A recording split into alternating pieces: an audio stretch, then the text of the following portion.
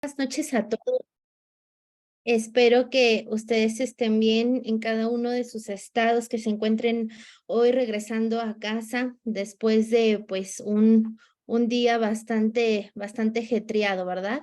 Pues bueno, déjenme les cuento que el día de hoy, ya una vez que hubo un preámbulo bastante amplio, vamos a hablar sobre un tema que muy pocos consideran relevante en el ámbito del derecho procesal penal. Este es un tema que nos atañe a todos los que somos postulantes, jueces, ministerios públicos, facilitadores, todo aquel que tenga a bien participar dentro del derecho procesal penal debe de saber estos temas. ¿Y por qué digo que hemos tenido pues un retraso importante en esta parte de los temas de los mecanismos alternativos? Porque la mayoría de nuestros colegas lo minimiza, ¿no? Piensa que mecanismos alternativos es igual que soluciones alternas, ¿no? El día de hoy vamos a romper varios paradigmas que tenemos sobre estos temas. También pensamos que los mecanismos alternativos nacen por sí solos en el sistema procesal penal y esto no es así. Que los mecanismos alternativos solamente se pueden gestionar en la etapa de investigación cuando esto no es así. Y que viene una revolución sumamente importante con temas torales, no solamente en la materia penal, sino en la materia civil y familiar, que tiene que ver mucho con estos temas. Aunque ustedes piensen que solamente vemos la materia penal, pues no tiende a ser así, los mecanismos son transversales. Y es muy importante saber que los mecanismos alternativos primeramente no son auxiliares de nadie, independícenlos. ¿Por qué? Porque nos dan una solución al conflicto en materia penal y en todas las materias. Nosotros no somos el apoyo de la justicia ordinaria. Desprendemos nuestro actuar de la justicia ordinaria, porque en la materia penal recordemos que para tener un mecanismo alternativo, para entrar en una mediación, en una conciliación o en una junta restaurativa, necesitamos primeramente ¿qué? Un requisito de procedibilidad. Entonces, eso es muy importante saber que yo no puedo entrar a una mediación, a una conciliación en un centro de justicia alternativa o en un área que está físicamente en todas las fiscalías que ustedes conozcan, fiscalías territoriales en la Ciudad de México o en sus estados o en la Fiscalía General de la República. Siempre va a haber un área de justicia alternativa, pero ustedes no pueden llegar, actualmente no ha habido una reforma donde la persona física o moral pueda acceder rápidamente a los mecanismos. Primero tendrían que denunciar, querellarse o presentar un escrito que lo podemos considerar como un requisito equivalente de parte ofendida para que el Ministerio Público en un primer momento tenga bien derivar, hacer del conocimiento al área de mecanismos alternativos o justicia alterna o mal dicho justicia restaurativa en algunas entidades federativas para que podamos tener intervención. Entonces, vamos poco a poco. Fíjense que esto de los mecanismos alternativos, como se los dije, tienen autonomía. ¿Y dónde podemos encontrar su autonomía? Bueno, pues la podemos encontrar primeramente desde el artículo 17 constitucional. Ese artículo 17 lo van a estar escuchando mucho en todo lo que tiene que ver con mediación, con conciliación, ahora que viene la nueva Ley General de Mecanismos Alternativos, que no tiene que ver nada con la materia penal, pero sí con la materia civil, mercantil y familiar, pues va a ser el boom de esos mecanismos alternativos en este año, ¿vale? Entonces, el mecanismo alternativo se desprende del artículo 17 constitucional. Entonces, si me lo permiten, se los voy a compartir acá en la pantalla para que ustedes me vayan siguiendo. A ver, vamos a ver por acá. Es que no me deja abrir como la pantalla. Denme oportunidad de abrir pantalla. Y bueno, en el artículo 17 vamos a empezar a recordar muchas cosas. ¿Se acuerdan de su materia que todo abogado debe de llevar en la formación como abogado, denominada teoría del proceso? Si somos procesalistas, esa es una de las materias que más nos gustaba o incluso que más afección teníamos. Teoría del proceso. Bueno, pues de la teoría del proceso se desprenden todos nuestros procesos, todos los pasos concatenados a seguir para poder obtener un resultado. Y en la teoría del proceso, fíjense bien, Ovalle Favela, que es un libro que les recomiendo demasiado, que es la teoría general del proceso de Ovalle Favela, o la teoría del proceso de Cipriano Gómez Lara, que son dos procesalistas por excelencia en México. O ya si nos queremos ir un poquito más atrás, vámonos con Carneluti, Chiovenda. Ellos nos hablaban de cómo resolvemos conflictos en el derecho. Resolver conflictos es nuestra labor como abogados postulantes. No generar más conflictos. No incorporar a nuestro cliente a que tenga más conflictos con las instituciones, ni nosotros conflictuarnos con las instituciones. No. Nuestra labor como abogados es resolver el conflicto. Y si resolviendo conflictos usted le puede prevenir conflictos a su cliente, será un mejor abogado. Esa es la nueva vertiente de la incorporación del derecho procesal en el 2023. Nuestro derecho penal ha cambiado y cambió desde hace 13 años, señores. O sea, cuando hablamos del nuevo sistema, pues ya no es tan nuevo. Tenemos 13 años implementando nuestro sistema procesal. Y hemos tenido muchas cosas positivas y otras se están construyendo o deconstruyendo. Estamos en un constante aprendizaje. Pero bueno, Luti, ¿no? que Carneluti, que es citado por Ovalle Favela en su libro Teoría General del Proceso, nos indica que hay tres grandes formas en que un abogado resuelve un conflicto o una persona puede resolver conflictos. Mediante la autotutela, mediante la autocomposición y mediante la heterocomposición. Son tres grandes formas de resolver conflictos, ¿vale? Y nuestro artículo 17, fíjense que si ustedes pudieran entrar como a la parte histórica del artículo 17, son de los artículos menos trastocados, ¿no? Estamos hablando de que es un artículo que ha sufrido diversas reformas, sí, pero ha sido como lo menos, no ha cambiado su esencia. ¿Por qué? Porque principia en su párrafo primero prohibiendo la autotutela. Nosotros podemos hacernos justicia por nuestra propia violencia, nuestra propia mano, nuestra propia fuerza, no.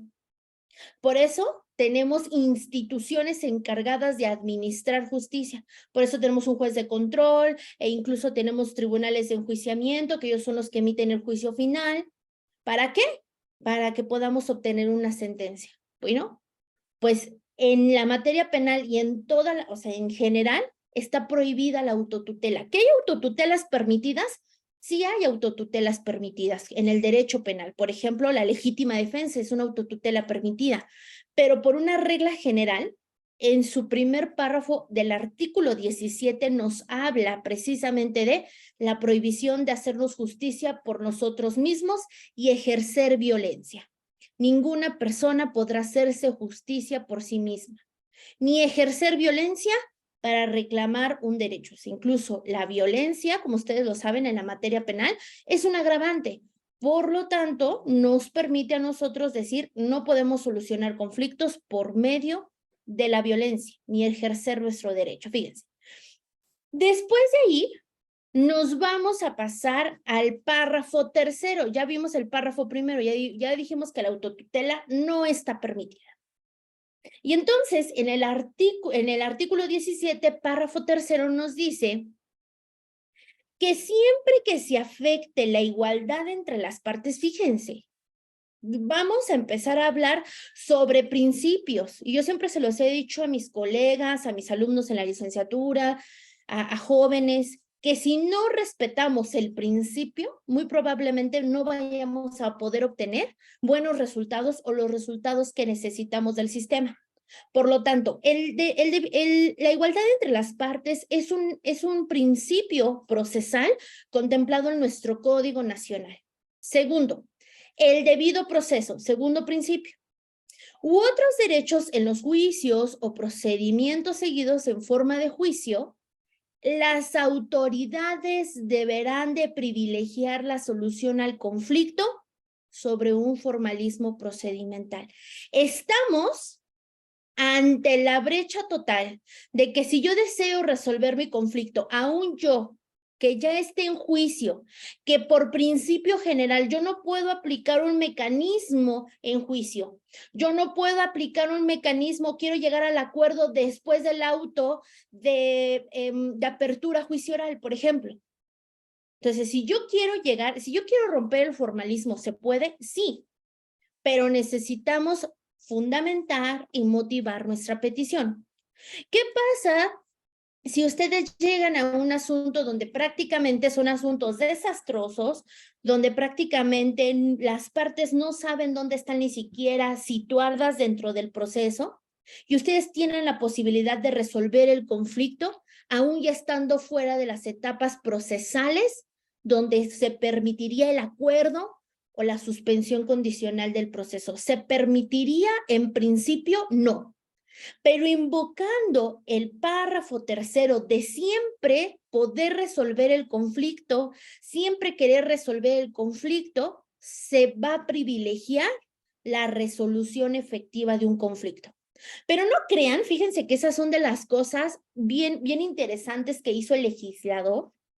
En específico, no quiero promover un partido, pero sí es importante rescatarlo, en específico la bancada del PAN, fue la que dentro de estas sesiones que se realizaron, y hablando de la justicia alterna, fueron quienes más insistieron, porque había personas retractoras, que ellas pensaban que mediar, conciliar o entrar en un proceso de justicia restaurativa les iba a permitir a las personas negociar con el delito. Y eso no es cierto. Como ustedes ya tienen mucha experiencia, ustedes se están dando cuenta que nosotros no negociamos los hechos. No negociamos si es responsable o no es responsable. Simplemente lo que entra en una negociación harvariana, en una mediación, o entra conciliación, o entra una junta restaurativa, es la reparación del daño, mediante sus metodologías que están contempladas en la Ley Nacional de Mecanismos Alternativos. Pero esas son de las cosas que puedo aplaudir del legislador, que lo realizó siempre pensando en la resolución del conflicto, pero no crean que es una resolución del conflicto rudimentaria. No crean que es una resolución del conflicto donde los protagonistas son los abogados, porque la noticia es que el abogado no debe de ser el protagonista. En los asuntos, el protagonista y sobre todo lo que gira la justicia es sobre sus clientes, no sobre nosotros los abogados. Entonces, eso es muy importante que empecemos a retomar cuáles son las esencias de la justicia alternativa y posteriormente restaurativa, que ahorita vamos a ver también esa diferencia. Y posteriormente vamos al artículo 17, párrafo quinto, ¿no? Que viene reformado, hubo una reforma importante de este párrafo quinto, donde todo, como se incorporó el párrafo tercero, nada más se recorrieron. Por eso hay muchas leyes, como la ley del Centro de Justicia Alternativa de la Ciudad de México, donde todavía cita el mecanismo alternativo en el párrafo tercero. Sí, está bien, porque estamos hablando de resolución del conflicto, pero la esencia de todo mecanismo alternativo en todas las materias, señores, o sea, no crean que esto nada más es nato de materia penal. Conciliación laboral, ahora los mecanismos en la materia familiar, mercantil, civil, penal, todo lo que tenga que ver con un mecanismo alternativo, su fundamento primero es artículo 17, párrafo quinto. Las leyes preverán mecanismos alternativos de solución de controversias. La primera pregunta es, ¿todas las leyes? Sí. casi todas o todas las leyes procedimentales. De hecho, se van a dar cuenta que siempre resolver el conflicto es algo primordial para los jueces de control. Cuando ellos ya hicieron el examen y saben que se puede aplicar un acuerdo reparatorio, ustedes deben de tener la experiencia de que lo primero que hacen los jueces, ¿qué es? Ofrecerles una solución alterna. No les ofrecen el mecanismo como tal, o hay unos que ya están muy empapados en estos temas y ya les ofrecen el mecanismo para dar como resultado una solución alterna. Pero bueno, vamos con calma. En la materia penal, si ustedes quieren conocer a los mecanismos alternativos, realmente cómo está, cuál es su desarrollo, cuáles son sus principios, cuáles son esas características de un mecanismo alternativo, tienen que leer la Ley Nacional, que se las voy a pasar por acá, la Ley Nacional de Mecanismos Alternativos de Solución de Controversias en Materia Penal. ¿Vale? Es una ley pequeña, pero es fundamental para todo abogado que al menos si ya entró a una mediación o se va a preparar para una mediación, porque déjenme les digo que mis abogados postulantes deben de prepararse para este tipo de procesos también. Es importante que ustedes la conozcan, sepan dónde está y no solamente esta ley, porque muchas veces decían, es que la ley solamente la debe de conocer el servidor público, ¿no? Como es el caso de su servidora. No, porque necesitamos que los abogados también se sensibilicen, conozcan, estudien y, cómo no, también, porque aquí en esta ley se observan derechos de sus clientes. ¿Qué pasa si a mi cliente no le permiten la entrada del abogado junto conmigo? O sea, está su cliente y están ustedes y no les permiten la entrada a ustedes. Ustedes se molestan y ustedes pueden pues incluso hablar al teléfono rojo, ¿no? O hablar al órgano interno de control. Pero ustedes no saben que está contemplado como un derecho y que ustedes al solicitarlo de la manera adecuada, pues bueno, el facilitador también debe de tener la sensibilidad de poderles permitir la entrada a una sesión de mecanismos alternativos. Fíjense que he sostenido siempre que nosotros, los de esta generación, los de generaciones anteriores, pero también los de generaciones futuras, en apenas unos 3, 4 años, vamos a estar aprendiendo de mecanismos alternativos mediante la práctica. A nosotros nos queda la parte doctrinal, sí, y se está construyendo y tenemos muy buenos libros de mecanismos alternativos donde en verdad nos hablan. Hay otros que, bueno, tengo mis reservas, pero hay muy buenos libros sobre mecanismos alternativos. Y entonces nosotros tenemos que hacer el match, ¿no? Entre lo que estamos aprendiendo en cursos, entre lo que yo estoy viendo, lo que hace un facilitador y la fiscalía, pero también lo que yo puedo aprender observando, participando directamente. Por eso sostengo que el abogado no solamente no participa en una sesión de mecanismos, porque no se le permite participar, pero antes ya preparó a esa persona para poderle hacer frente a una sesión de mecanismos en el mecanismo que sea procedente, una mediación, una conciliación o una junta restaurativa. ¿Vale? Entonces, eso es muy importante saber primeramente, que la diferencia entre un mecanismo alternativo, que son 3 en la materia penal, y la solución alterna es que el mecanismo alternativo lo van a tener desarrollado en su propia ley. Y que la solución alterna solamente son 2, están en el Código Nacional, es el acuerdo reparatorio y la suspensión condicional del proceso. No empecemos a decir, por ejemplo, que la forma de terminación anticipada del proceso, que es el abreviado, es un mecanismo alternativo o una solución alterna, porque no es así. Incluso la propia metodología del Código Nacional nos dice 2 soluciones alternas, acuerdo reparatorio y suspensión del procedimiento, y la forma de terminación anticipada es el procedimiento abreviado. Ese es el único. Y los mecanismos alternativos en materia penal son 3: mediación, conciliación y junta restaurativa. ¿Vale?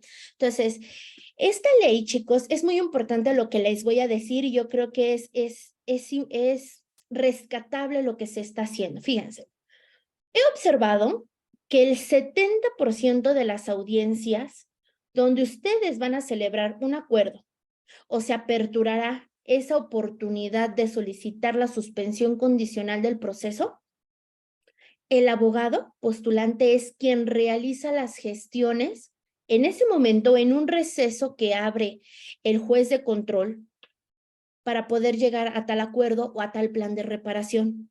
Eso es incorrecto. Por eso tenemos resultados malos. Por eso tenemos resultados donde su cliente está insatisfecho porque ha pagado más de la reparación del daño. Por eso la víctima muchas veces llega a aprovecharse de esas áreas de oportunidad que tenemos como instituciones para poder querer más reparación del daño de la que le corresponde. Entonces, ¿qué podemos hacer aquí? Incorporar, fundamentar, que se nos derive al área correspondiente. Fíjense que todo tiene su razón de ser. Es muy importante que ustedes sepan que a lo mejor ustedes van a decir, bueno, pero es que en una audiencia yo ya estoy resolviendo todo. Y en cambio, si entra el facilitador, pues nos va a dar una fecha posterior y de aquí a que nos pongamos de acuerdo. Pero muchas veces, analizando el conflicto desde una visión de conflictología, ¿qué creen que va a pasar? El conflicto necesita tiempo. Sí, para resolverse. Si usted quiere resolver un conflicto personal o laboral, dele tiempo. Ese es un buen consejo de conflictólogos y no solamente mexicanos, porque en México no tenemos muchos conflictólogos, harvarianos, españoles, bueno, ellos dicen que el ingrediente principal para resolver conflictos es tiempo, es no apresurarse, no pensar que la víctima pueda cambiar de parecer, porque quizá a lo mejor lo que ella necesita también es asimilar todo lo que está pasando y que el asesor jurídico también puede incorporar datos objetivos para poder reclamar reparación del daño objetiva. Si yo me acelero y le hago tomar una decisión rápida a mi cliente incluso tendrá que pagar más. Muchas veces los clientes están pagando cantidades exorbitantes por reparación del daño que incluso se tienen que deshacer de sus bienes para poder resolver el conflicto y tampoco esa es la razón. Bueno, pues para que no pase todo eso, lo que les acabo de decir, ustedes tienen que solicitar primeramente que una vez que las partes dijeron, sí, vamos al acuerdo, o sí, vamos, apertúrenos un proceso de suspensión condicional del proceso, incorporen a esa audiencia un facilitador o le soliciten al juez de control que los derive con un facilitador. Incluso desde que ustedes están en una agencia del Ministerio Público, aunque yo sé que por ejemplo, al menos para Ciudad de México, todas las agencias judicializan, pues no hay ningún problema. No hay problema, no hay una premura con que usted tenga que firmar el acuerdo en sede ministerial. Ni modo, así está nuestro sistema, pues vámonos a la audiencia inicial y ahí lo podemos proponer, pero de ninguna manera se hace ahí. No es el área correcta. Una sala de audiencia está hecha para el litigio, no para la negociación. Y eso es muy importante que lo entendamos todos. Entonces, solicitarle al juez que nos derive al área de mecanismos alternativos para que un profesional, y en verdad, chicos, confíen en las instituciones, no todo está mal. Hay gente muy profesional. Que el facilitador es ese servidor público especializado en alta resolución de conflictos, puede intervenir mediante sus técnicas de negociación, sus técnicas de comunicación y puedan ustedes obtener como resultado de la aplicación de una mediación, de una conciliación o de una junta restaurativa, ese acuerdo reparatorio o ese plan de reparación. En algún momento, recuerdo en algún foro, chicos, que un juez me decía, ¿dónde usted indica, dónde está su fundamento, que esta ley nacional de mecanismos la tengo que aplicar yo en una suspensión condicional? Porque todos, ¿qué hacemos en la suspensión condicional, chicos? Nos suspenden la audiencia para que las partes se pongan de acuerdo y rápidamente ustedes ya están generando un plan de reparación ahí mismo. Ahí incluso muchos jueces ya ni desalojan la sala de audiencia. Simplemente apagan las cámaras y las personas empiezan, en este caso los abogados, porque fíjense, las partes no tienen la capacidad de poderse expresar ellas mismas, no porque no puedan hacerlo, sino porque el tipo penal no les permite, todavía no han trabajado esa parte de comunicación. Y los abogados, ¿qué es lo que hacen? Los abogados negocian. Entonces, para evitar ese tipo de cosas, se incorpora a la solución alterna, suspensión condicional del procedimiento, a esta ley. Esto está, chicos, desde el 2014, porque esta ley es publicada en el Diario Oficial de la Federación un 29 de diciembre del 2014.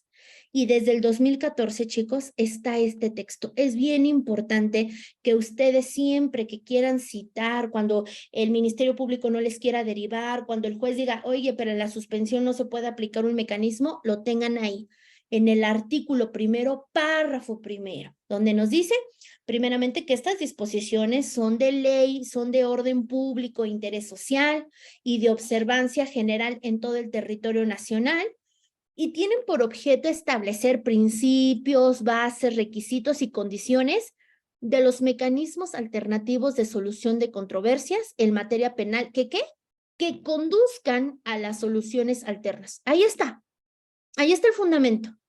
Que conduzcan a la solución alterna. No les está diciendo que conduzcan solamente al acuerdo, que conduzcan solamente al plan de reparación. No, soluciones alternas son dos. Entonces, por eso es muy importante lo que hoy vamos a platicar o lo que estamos platicando. Un acuerdo reparatorio, una suspensión condicional nunca será igual que un mecanismo alternativo. Esto es, el mecanismo alternativo, chicos, es una herramienta que una vez utilizando esa herramienta nos va a permitir a nosotros llegar automáticamente y darnos como resultado un acuerdo, pero también darnos como resultado una suspensión condicional del proceso en su plan de reparación. ¿Aplicando qué? Una mediación. Si yo aplico una mediación, ustedes tienen que tener un objetivo. ¿Qué me va a dar? Esa mediación como resultado, ¿qué me puede dar? Un acuerdo reparatorio o un plan de reparación que vamos a ofrecer en una audiencia de suspensión condicional del proceso. Esas son de las cuestiones más significativas y de las cuestiones que se tienen que estar trabajando de hoy en día en todos los juzgados de control y en todas las fiscalías del país. Y estoy hablando del país, ni siquiera de una entidad federativa. Bien. Aquí, en esta ley es también muy valiosa porque nos da, como se los dije en un principio, pues los derechos y las obligaciones. Fíjense, aquí están los derechos de sus intervinientes. No solamente por ser una persona interviniente, ya sea la que solicita el servicio o la que es requerida, tiene derechos los que le contempla su Código Nacional, como la parte con la que va, como imputado o como víctima. Imagínense, la víctima tiene una ley general, pero no solamente eso, sino dentro del proceso o este procedimiento de mediación, de conciliación, también tiene ciertos derechos. Y dentro de esos derechos, pues está no ser intimidado, no ser coaccionado, no decirle, oiga, pues si usted no firma el acuerdo reparatorio, lo vamos a llevar con un juez de control. Si usted no paga lo que la víctima está indicando, se va a meter en problemas. No, porque es muy importante hacerle notar a los intervinientes que son decisiones de vida y que estamos retomando el inicio de cómo se resuelven los conflictos en culturas maori, en África, en que los africanos en ciertas tribus no necesitan una institución, necesitan personas comprometidas en la resolución efectiva de conflictos. Hasta el momento tenemos ciertas limitantes para poder resolver en acuerdo reparatorio. Pero si nos vamos para la suspensión condicional, ahí ya tenemos un espectro pues más amplio. Por ejemplo, se nos dice, fíjense que en algún momento se nos decía o el código nos indica que, por ejemplo, en casos de violencia familiar, no podremos mediar, no podemos aplicar un acuerdo reparatorio. Pero ¿qué está pasando con esos tipos penales, chicos? ¿Se están yendo abreviados? No. En muchas entidades federativas, la media aritmética nos da 5. ¿Y qué es lo que ustedes están prefiriendo? Yéndose a una suspensión condicional. Bueno, pues esa suspensión condicional se le puede aplicar una junta restaurativa o una conciliación o una mediación. Yo no considero que la mediación sea el método importante, ahorita lo voy a decir por qué, pero se les aplica esos mecanismos alternativos para que las partes ofrezcan y lleguen a un plan de reparación. Como se los repito, el plan de reparación no debe en ninguna circunstancia hacerse en una audiencia. No son las condiciones idóneas y no se aplica lo que realmente la ley nos prevé. Y bueno, no solamente tenemos derechos, ¿no? También tenemos obligaciones. Y aquí en esta ley nos hace mención, pues, cuáles son los mecanismos alternativos y sus definiciones. Eso es muy importante que ustedes sepan que incluso están definidos los mecanismos alternativos. ¿Qué es una mediación en el artículo 21? ¿Qué es una conciliación en el artículo 25? ¿Y qué es una junta restaurativa en el artículo 29? ¿Sale? En el artículo 27. Ok.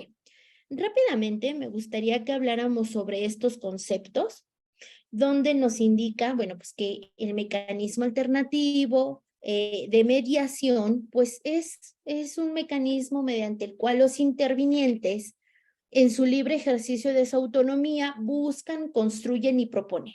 O sea, si ustedes ven a un facilitador que les dice que va a aplicar una mediación y el facilitador les dice o les propone cómo resolver el conflicto, eso no es una mediación.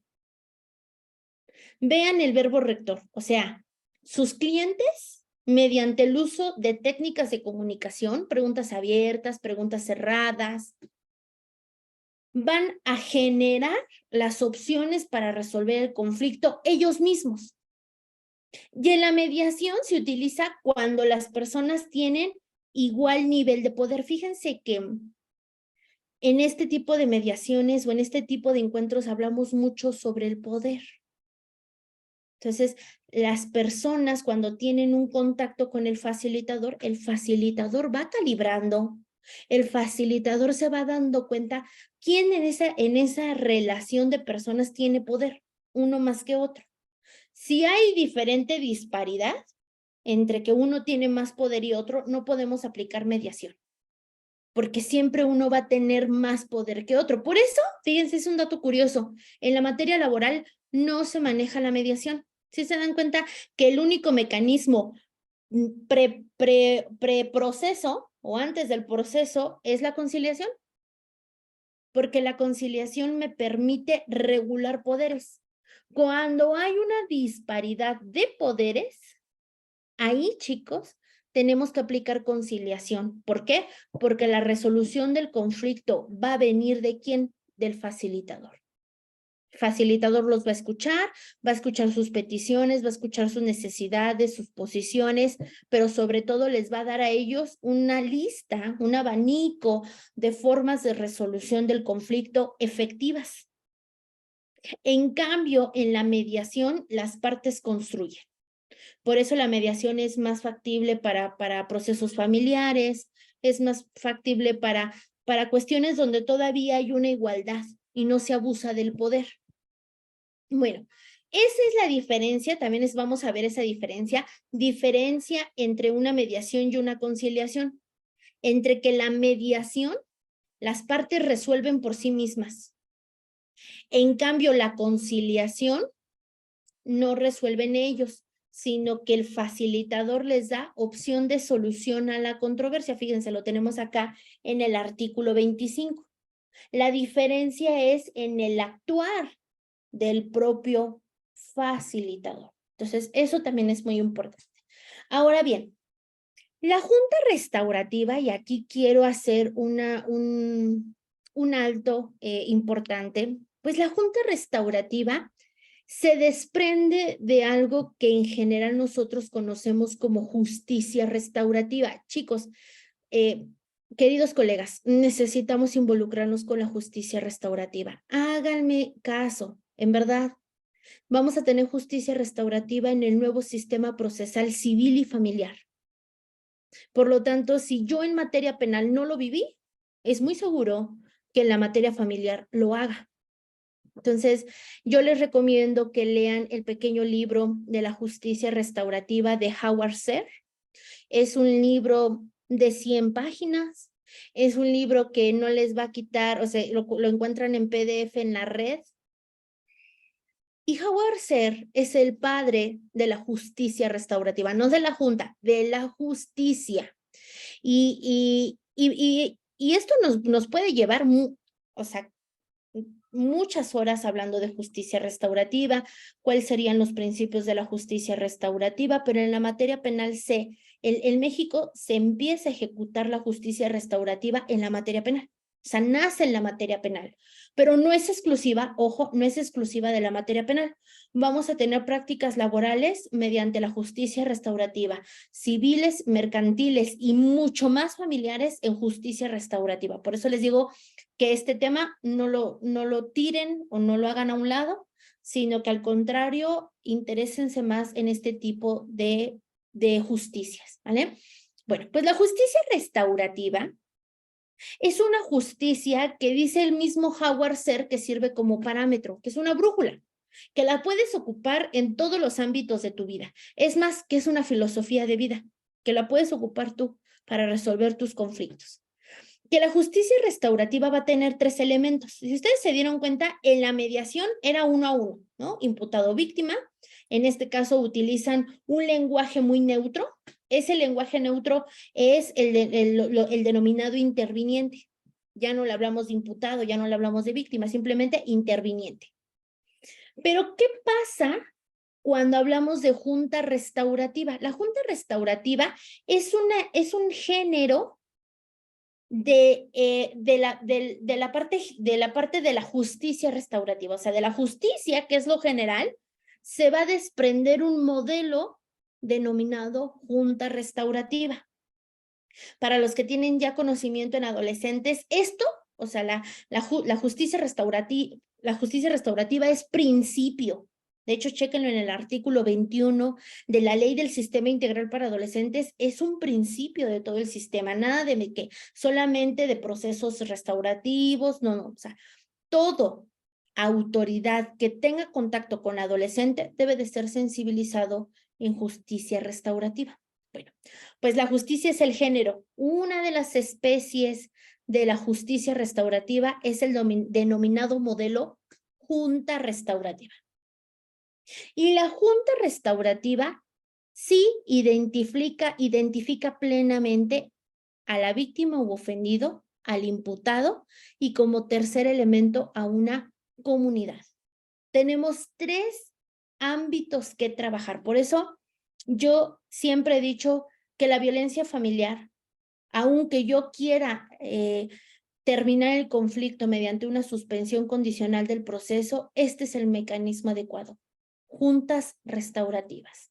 Junta restaurativa para esa problemática, porque esa problemática va al alza. En lugar de que nosotros sepamos que ya no vamos a tener más asuntos de violencia familiar, son de los asuntos que más les llega a los penalistas y que se van al foro común. Por lo tanto, chicos, pues la junta restaurativa es un buen principio, es un buen mecanismo alternativo que nos permite resolver conflictos de manera holística. ¿Por qué? Porque ya no solamente tengo a la víctima plenamente identificada, ya no tengo a ese ofensor, en este caso a este imputado plenamente identificado, sino que también tengo una comunidad afectada. Y cuando hablamos de comunidad, chicos, yo sé que ustedes van a volar, su mente va a volar y va a decir, híjole, pues, ¿quién va a ser comunidad? Y la comunidad son las personas más cercanas a nosotros. Fíjense que Howard Serr sostiene que el delito no solamente alcanza a esas partes involucradas directamente. ¿Ustedes creen que nada más el delito le cambia la vida a la víctima? ¿Que nada más le cambia la vida al imputado que está interno en un ceferezo o en un reclusorio? No. Ese cambio, ese tipo penal, ese hecho, le cambió la vida incluso a las familias.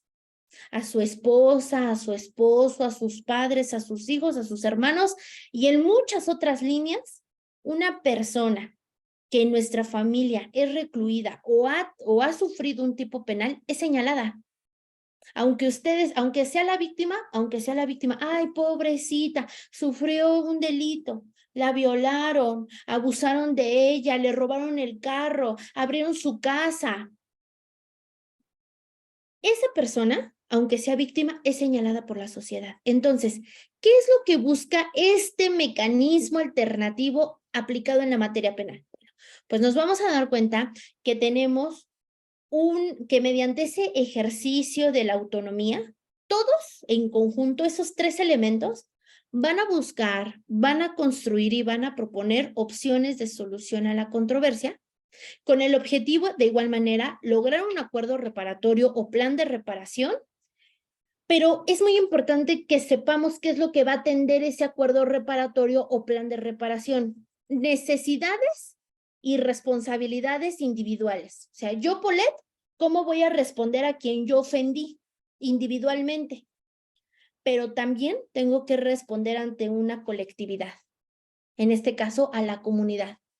La comunidad, ¿qué necesita de mí para que yo vuelva a ser reinsertada a esa comunidad? Ya nos dimos cuenta, ¿verdad? En este derecho penitenciario, que ni todos los modelos penitenciarios que tenemos nos ha servido para que la gente salga y se pueda reintegrar como a recomponer ese tejido social. ¿Nos ha servido? No, chicos. Nos sirve de algo que un joven donde le incorporan una prisión preventiva justificada por el robo de un celular, por el robo de algo que no amerita como tal una prisión, se incorpore a la prisión. ¿Nos ha servido de algo? ¿Hemos tenido resultados positivos? Esas son las cuestiones que todo mundo, que ustedes, 100 personas conectadas en este momento, más los de Facebook, nos debemos de hacer como abogados. ¿Realmente lo que estamos haciendo nos está sirviendo?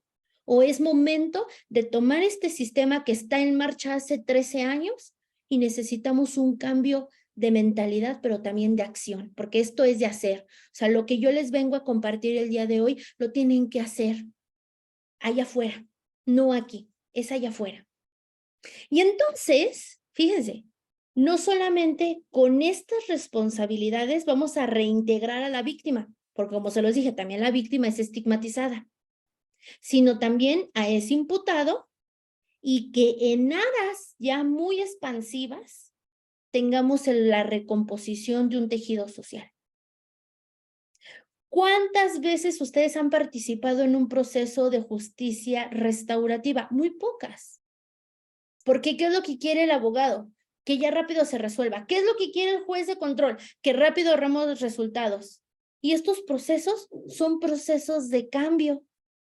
Es reunirse con personas, entrevistarlas. No nos sirve una persona que aún no haya pasado un estrés postraumático. ¿Por qué? Porque no va a tomar buenas decisiones.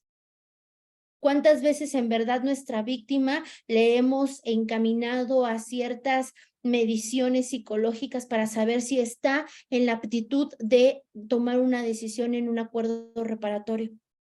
A lo mejor la víctima sí, pero ¿y el imputado también estará presto para poder resolver?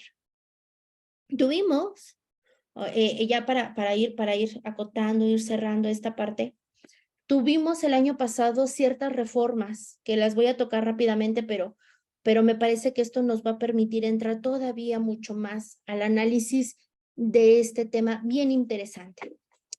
¿Cuáles son los alcances, chicos, que nosotros tenemos cuando firmamos un acuerdo reparatorio? Y ustedes me van a decir, bueno, pues concluir el conflicto penal, ¿verdad? ¿Ok? Sí. ¿Y qué pasa? Fíjense, si una persona decidiera firmar, pero después no cumple.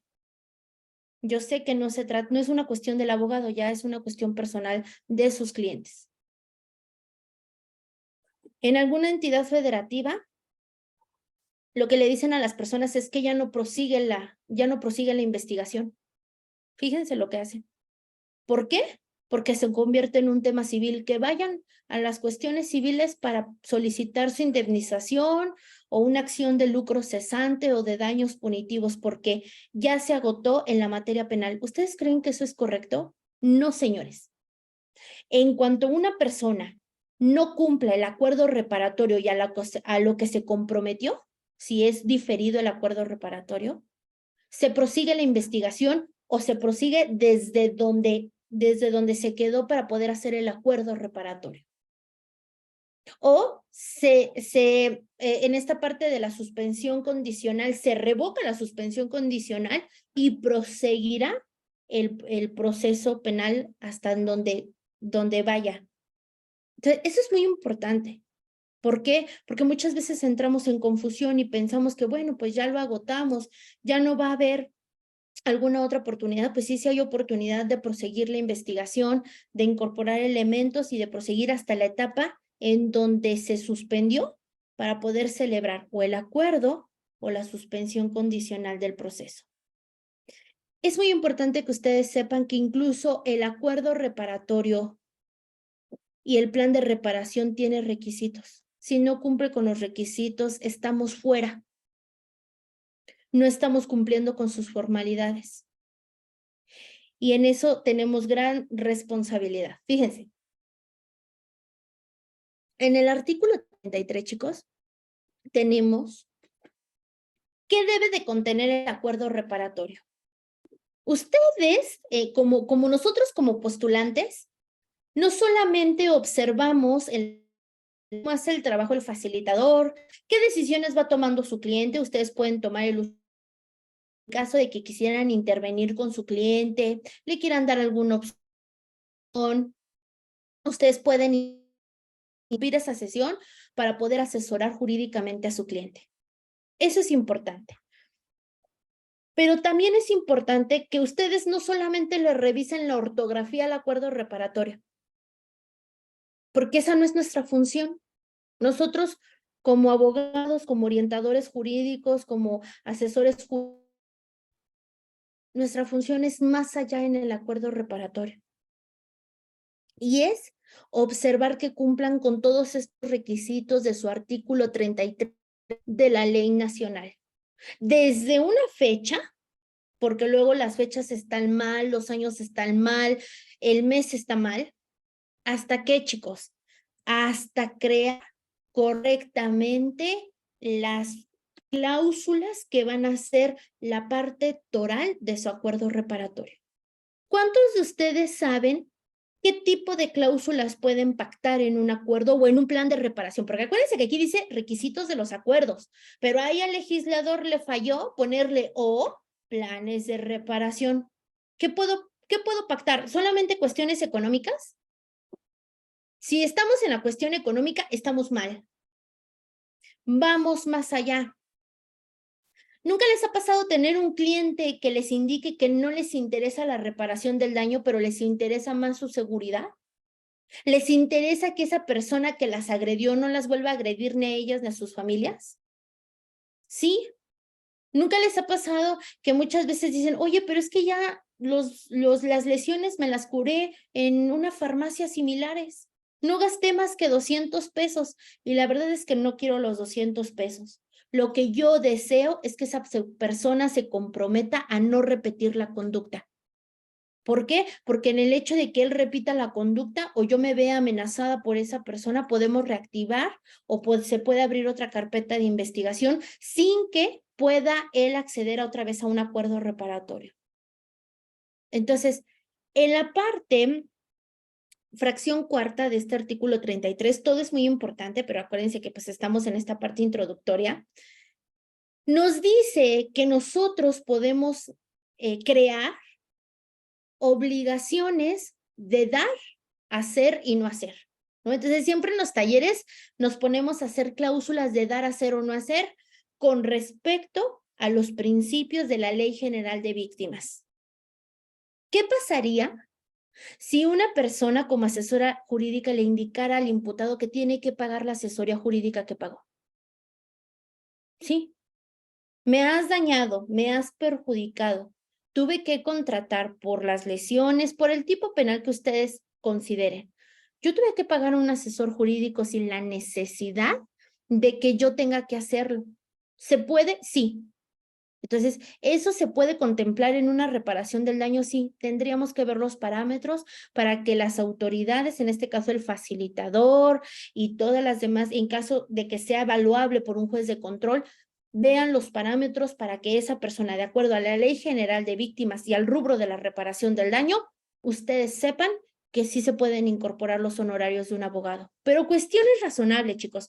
Y aquí hay algo muy debatible, ¿no? Y son cuestiones que también pueden debatir y todo es muy respetable en esta conversación de esta noche. Hay cuestiones que pudieran parecer factibles, pero hay condiciones que no.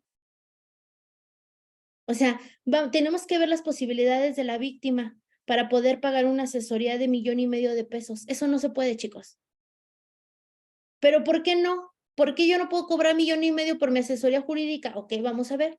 Si usted recibió esa transacción mediante un banco, usted emitió una factura, porque los abogados emitimos una facturación para poder recibir esa cantidad de dinero por una asesoría jurídica. Si esto es así, por eso les digo, ya en una charla más a fondo, vamos a ver cuáles son los parámetros que toman los jueces de control o, en este caso, algún facilitador para que sea incorporada al menos un porcentaje total o parcial de esta asesoría jurídica que puede solicitar la víctima a causa de un delito.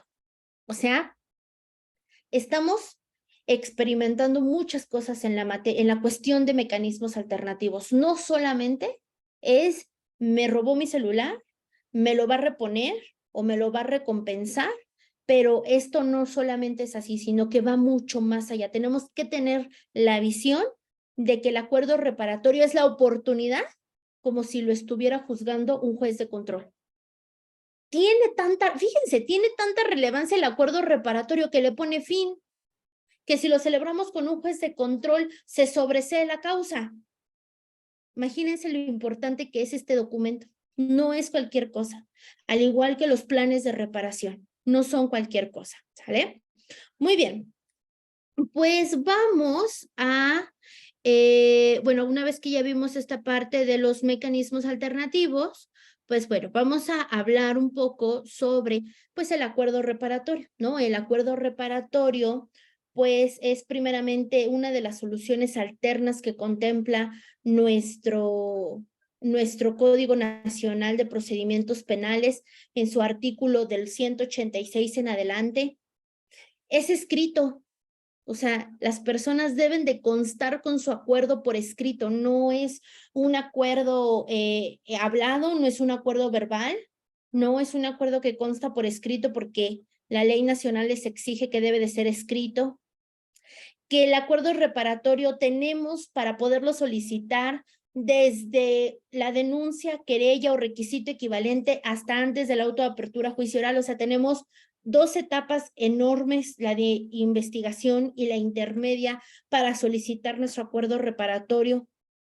¿Qué pasa si lo solicito una vez y la víctima me dice que no? Lo puedo volver a solicitar cuantas veces sea necesario. Cuantas veces sea necesario. La ley no nos impide que una vez ya solicitándolo, ya no lo puedo volver a solicitar. No, chicos, ustedes lo pueden solicitar las veces que sea necesario. Ahora bien, en la suspensión condicional, sí nos pide requisitos de fondo, nos pide que sea un tipo penal cuya media aritmética nos dé 5, que esté vinculada a la persona a proceso y que, bueno, pues obviamente no haya una oposición de la víctima fundada. La oposición de la víctima hasta el momento, el parámetro es que no esté garantizada la reparación del daño. Por eso es muy importante trabajar las carpetas de investigación, hablar muy importante sobre cuáles son los parámetros de reparación, que eso también lo pudiéramos hablar muy a detalle, qué es lo que se califica en este caso qué es lo que toma en cuenta también el facilitador para la construcción correcta de un plan de reparación del daño, para que esa víctima no se oponga, para que esa víctima quede satisfecha y que sepa que esa opción que tomó de resolver su conflicto mediante la suspensión condicional o el acuerdo reparatorio fue lo más correcto. Eso es lo más importante.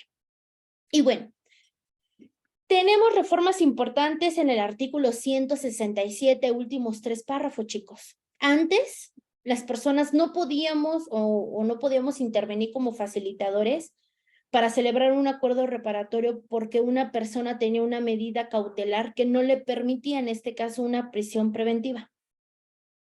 Tanto la oficiosa como la justificada, chicos. No todos los delitos oficiosos no permiten el acuerdo, al contrario. Hay muchos delitos oficiosos con prisión preventiva oficiosa que nos permite el acuerdo reparatorio. Entonces, en esos tipos penales, si no es factible el cambio de la medida cautelar, actualmente, mediante las reformas del año 2021, ya podemos, ustedes ya pueden gestionar el acuerdo reparatorio mediante el auxilio de, pues obviamente, las áreas de mecanismos alternativos. Entonces, ustedes lo solicitan. Si bien es cierto, la persona no va a cambiar esa situación de estar interna en un reclusorio, ustedes van a poder hacer todas y cada una de las gestiones necesarias. ¿Para qué? Para que se pueda formalizar el acuerdo reparatorio y, o en este caso, una suspensión condicional, ¿vale? Listo. Bueno, pues esto prácticamente sería lo que platicaríamos el día de hoy. Sé que es mucha información, sé que hay cosas que, bueno, yo sé que ustedes viven día con día y muchas veces lo que yo les platico, suena utópico, ¿no? Porque no lo viven realmente como es así, pero ustedes tienen los instrumentos para poder realmente hacer factible lo que la ley nacional nos prevé, porque finalmente es un derecho, fíjense, para concluir, es un derecho de la víctima, pero también es un derecho del imputado poder acceder tanto al acuerdo como a la suspensión condicional. No nos están haciendo un favor las víctimas tampoco, simplemente son decisiones que se forman al querer resolver un conflicto. Y para resolver un conflicto se necesitan de 2 intervinientes, ¿no? Se necesita el interviniente, en este caso el imputado, y se necesita a la víctima. Entonces, eso es muy importante que ustedes lo valoren, que ustedes incluso hagan del conocimiento al juez la necesidad imperante de que intervenga un tercero para resolver el conflicto y que quizá a lo mejor se lleve más tiempo.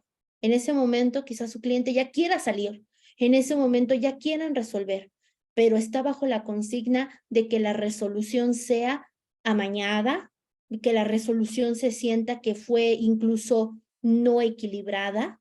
Y pues bueno, ustedes ya tomarán la mejor decisión que sea para ustedes, pero lo mejor para sus clientes, porque ellos son los protagonistas del conflicto.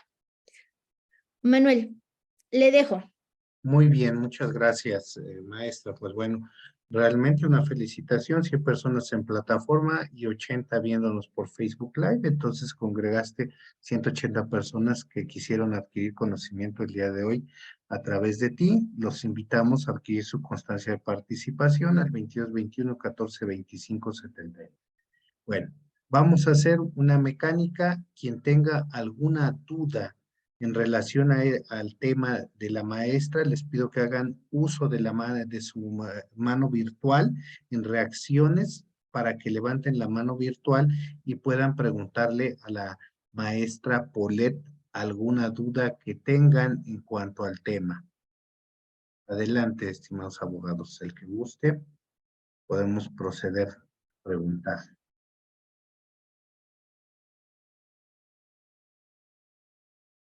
Que no hay manos. A ver, ahí está Raúl Córdoba.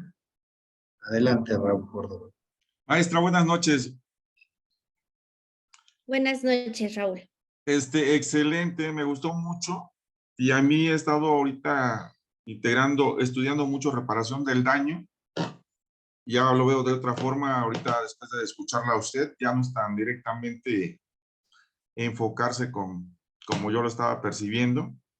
Pero aquí me salió una duda. Ya ve que hace poquito sacaron una tesis, una jurisprudencia donde se podía también accesar desde la vía penal no obstante de que hubiera un acuerdo reparatorio, posteriormente podrías demandar por la vía civil el daño moral. Entonces aquí estos mecanismos es lo mismo, no nos impiden nada de eso. O también dentro del mecanismo se podría también, dentro del acuerdo, obviamente, también estipular la reparación del daño moral. Qué buena pregunta hace usted, y son de las preguntas que ahorita más los abogados están generando. Fíjense, en la materia de acuerdo reparatorio, si usted se va por acuerdo reparatorio, ese tema de la reparación moral, usted lo debe de tocar junto con su cliente. O sea, decirle a su cliente que pues prácticamente desea pedir la reparación moral en ese momento. Si la parte accede, o sea, si dice, ok, vamos a la cuestión moral y que sea uno de los rubros de la reparación del daño, como compensación, rehabilitación o en alguno de esos rubros pueda caber la reparación moral, hágalo. Pero si no, ponga una cláusula donde usted se abstiene de ejercer que no se va a abstener, al contrario, de que usted no se abstiene de poder ejercitar la acción civil en cuanto usted lo necesite o en cuanto su cliente lo pueda necesitar en los juzgados correspondientes, pero es necesario que usted lo haga. ¿Por qué? Porque ¿qué le va a decir la tesis jurisprudencial? Hey, tú ya pediste reparación del daño, ok, vienes a tu reparación del daño moral, acá en la cuestión civil, te voy a hacer el descuento de la reparación del daño penal, ¿no? Entonces, Sí. si usted puede resolver, fíjese, todo el conflicto en uno solo, hágalo. Hágalo. O sea, primero mi consejo sería amarre reparación del daño en materia penal y entre a esas pláticas. Si la parte dice, no, yo aquí te estoy pagando todo y desístete también de la materia civil, sería una decisión suya. Si usted se va a la suspensión condicional, ahí hay otra cosa y eso me gusta más, porque en la suspensión condicional nos dice que tenemos aislada esa parte, o sea, nos cuida de incluso poder acceder a la cuestión civil, o sea, que no tendrá nada que ver la reparación del daño en materia penal que la materia civil. Entonces, ahí es expreso, pero en la cuestión de acuerdo reparatorio no lo es. Puede entrar en pláticas, puede decirles que su intención real es también solicitar una reparación del daño moral en la materia civil y que la intención es tal cantidad. Si ellos dicen, resolvemos todo en la materia penal y a lo mejor no te doy el $1,000,000 que tú necesitas, te doy 800 y usted lo quiere resolver ahí mismo, hágalo. Pero sí, usted tiene que, en esas cláusulas de su acuerdo reparatorio, tiene que ser muy específico. Acuérdense que los abogados en la materia penal y en acuerdos reparatorios debemos de ser muy, muy escrupulosos porque no podemos dar lugar a que posteriormente nosotros podamos acudir ante un juez de control para una interpretación, ¿sale? Entonces, pues ahí están las respuestas, Raúl. Otra pregunta, maestra, no sé, o sea, dentro del mismo tema, cuando se firma un acuerdo reparatorio y en este caso ya el imputado ya no pudo pagar, todavía queda la cuestión de subsidiariedad del Estado, donde diga, bueno, no me pagó, ya no se pudo, que me repararan el daño, ni queda la cuestión del Estado. No lo excluye, ¿no? No, no lo excluye. Finalmente, en la suspensión condicional nos indica que el que una persona se incorpore a una situación de insolvencia no tendrá nada que ver para que puedan acceder a la suspensión condicional. Recuerden que la víctima, incluso también los abogados postulantes, se deben de percatar que la víctima sea nombrada como víctima y que pertenezca al Registro Nacional de Víctimas, para que en caso de que no puedan acceder por parte del imputado a la reparación del daño, al menos sí puedan por parte de los fideicomisos que tienen los propios estados de reparación del daño a las víctimas, ¿no? Que eso ya sería como otra cuestión. Sí, Pero, es otro trámite incluso, ¿no? así Pero refiriéndome a lo que usted nos acaba de exponer, no lo excluye, o sea, queda vigente, o sea, no quiere decir todo sin ningún problema. Okay. Sí, sí, o sea, sin ningún problema, no lo excluye porque finalmente el ser parte del Sistema Nacional de Víctimas a la víctima le permite gozar de muchos beneficios para que no solamente la reparación del daño provenga del imputado, sino que también el Estado, mediante ayuda asistencial médica, psicológica, etcétera, pueda ella ayudarse respecto al impacto del tipo penal correspondiente. Entonces, no se contrapone. Ok, bueno, gracias, maestra, excelente. De nada, Raúl. A ver, por favor, al licenciado Enrique González, si enciende su cámara. ¿Tienes? Adelante, a ver. ¿De dónde nos acompaña, abogado? Gracias. Maestra, muy buenas noches. Su servidor, licenciado Enrique González, los acompaño desde aquí, desde la bella Toluca, a la orden. Mire, en primer lugar, felicitarla por esta exposición tan magnífica que dio con las famosas MACs, que son medios alternativos a solución de conflictos. Me queda más claro el concepto. Al respecto, tengo dos preguntas y una de ellas una duda. En la cuestión de mediación, interviene un tercero que ayuda a los afectados a un acuerdo, y evidentemente es lo correcto, y en la conciliación, igual que en la mediación, aquí el tercero propone el acuerdo. Esa es la primera. La segunda que yo le quiero mencionar, el criterio de oportunidad justifica una terminación anticipada y podría considerarse como un acuerdo reparatorio. ¿Es cuánto, maestra? Lo que yo lo pregunto y me dio gusto escucharla. A la orden. Muchas gracias, Enrique. A mí me da más gusto poder resolver estas cuestiones porque son muy valiosas. Y esos son los problemas que ahora tenemos, ¿no? Para poder entender toda esta parte. Ok, en la mediación, primera pregunta, en la mediación y en la conciliación, en ambos vas a tener a un facilitador. En uno va a estar interactuando con los intervinientes, pero generando comunicación, diciendo, Paulette y Manuel van a resolver un conflicto, pero ellos van a resolverlo, ellos van a decir cómo resolverlo. Ese tercero no va a poder decirles ni ofrecerles tiempo, ni darles opciones, nada. Él nada más genera comunicación y yo siempre les he dicho en un lugar neutro, en un lugar seguro, porque eso es lo que ofrece el área de mecanismos, lugares neutros y lugares seguros para las personas. En cambio, en la conciliación, el facilitador, aparte de que los escuchó ya, porque no nada más es yo les propongo el acuerdo, no, los tuvo que haber escuchado, identifica posiciones, necesidades, en un pizarrón ha construido toda una agenda de lo que necesitan ambas partes y de ahí el facilitador, en este caso Paulette, les dice, Manuel, Sergio, van a poder resolver el conflicto de la siguiente manera. Miren, tenemos estas opciones, les pueden ustedes ver tiempos, montos, cantidades, y entonces ahí ya hay una mayor intervención del facilitador, pero en ambas, Enrique, el facilitador está presente, en ambas interviene, pero de diferente manera. Segunda pregunta. Criterios de oportunidad no son mecanismos alternativos, eso no es. Y muchas veces nos confundimos. ¿Por qué? Porque el criterio de oportunidad es una forma anticipada de terminar la investigación. Pertenece a ese capítulo. Y es una determinación, Enrique, del Ministerio Público, potestativo solamente de él. Tú lo puedes solicitar, pero quién sabe si el MP te lo dé. Recordemos que tenemos tantas entidades federativas, tenemos pues las propias fiscalías y cada fiscalía trabaja diferente con los criterios de oportunidad.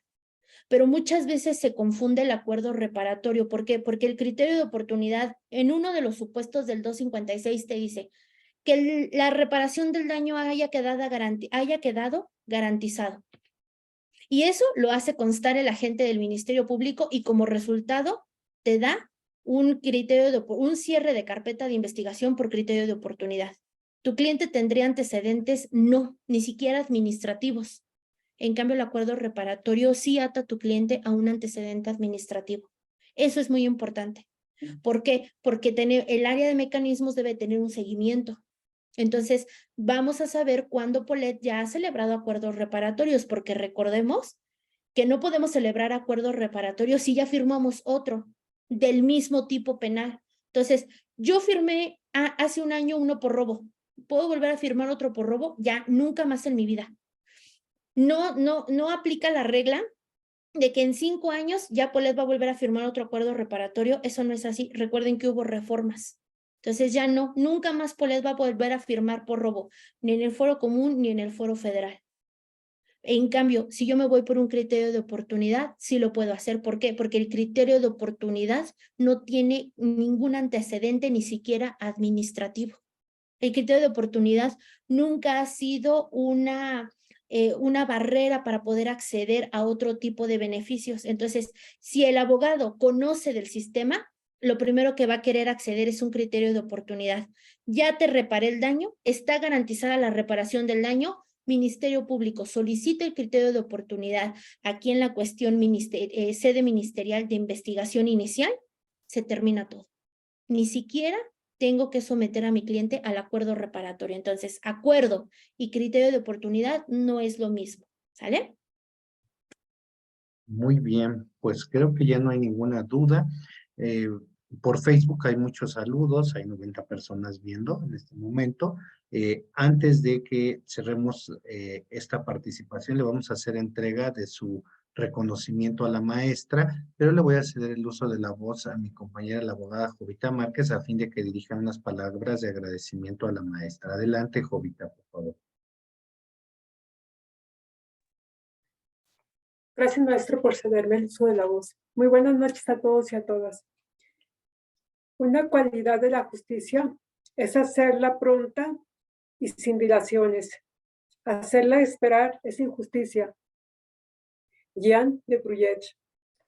A nombre de la familia Liceo Académico MX y de nuestro rector Manuel Camacho, extendemos nuestro agradecimiento a la maestra Célica Polet Montes Herrera, especialista en MAX, en la División de Estudios de Posgrado en la Facultad de Derecho de la UNAM, por su brillante exposición.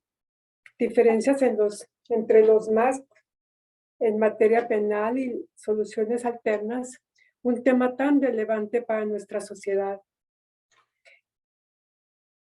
Muchas gracias, maestra. Aquí a tu constancia de participación. Recuerda, conocimiento es poder. Comuníquense al 22 21 14 25 79. Excelente noche para todos y todas. Cedo el uso de la voz al maestro Manuel Pérez Camacho. Muchas gracias. Muy buenas noches. Gracias, abogada Jovita. Pues bueno, antes de proceder a dar, voy a dar el reconocimiento a la maestra, que ya se lo enviamos también digitalmente a su WhatsApp, pero pues también este tema de los mecanismos alternativos de solución de controversias es demasiado importante para todos los abogados. Entonces, vamos a planear un curso con la maestra, ¿sí? En un mes van a ser 8 horas de preparación, una cuota de recuperación como todas las que manejamos en Liceo Académico, se los aviso, y le hago la invitación a la maestra, ¿no? Para que nos acompañe, para que realmente podamos profundizar bien en lo que son los MASC, como ella ya ahorita nos los dijo, pues vamos a tener que profundizar en la junta restaurativa, en la mediación, en la conciliación, en la suspensión condicional al proceso. O sea, todo esto pareciera fácil, compañeros, pero vamos a hacer un taller con ella, un taller práctico, porque con los jueces y ya en el ejercicio de la profesión es totalmente diferente esta situación. Además, la maestra pues es experta, ella y lo tengo que decir así, es una superstar porque está en la división de posgrados de la Universidad Nacional Autónoma de México, y qué mejor aprender de personas tan versadas como ella. En este momento, bueno, procedo a poner en pantalla el reconocimiento de la maestra. Déjenme hacerlo un poquito más pequeño. Permítanme, es que aquí ahora me dicen, sí se ve, ¿verdad? Bueno, pues aquí está, déjenme hacer un poquito más chiquito. El Liceo Académico MX otorga el presente reconocimiento a la maestra Célica Polet Montes Herrera, especialista en MASC en la División de Estudios de Posgrado en la Facultad de Derecho UNAM, por haber impartido la conferencia denominada Diferencias entre los MASC en materia penal y las soluciones alternas, Ciudad de México, a 2 de mayo de 2023, y firma a su servidor, doctor honoris causa y maestro Manuel Pérez Camacho, director general del Liceo Académico. Y pues maestra Paulette, te agradezco mucho el que la noche del día de hoy nos hayas acompañado. ¿Me gusta decir algo más? Pues yo les agradezco